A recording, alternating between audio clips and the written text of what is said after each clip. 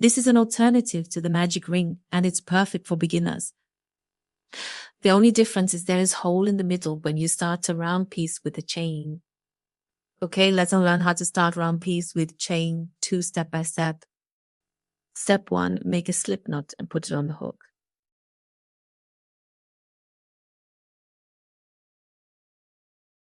Step 2, yarn over and pull yarn through the loop on the hook to make chain stitch 1.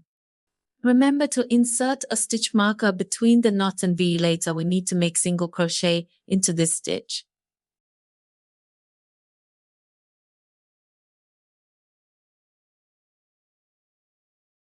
Step 3, yarn over and pull yarn through the loops on the hook to make the chain 2. Step 3, insert the hook into the stitch that marks the stitch marker, and we're going to make 6 single crochet stitches here. Yarn over and pull yarn through the stitch. There should be 2 loops on the hook. Yarn over and pull yarn through the 2 loops on the hook.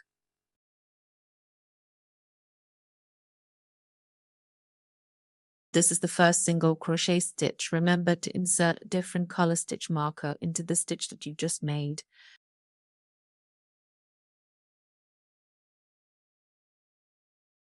Step 5, insert the hook into the stitch that marked with the blue stitch marker and continue to make the left 5 single crochet stitches.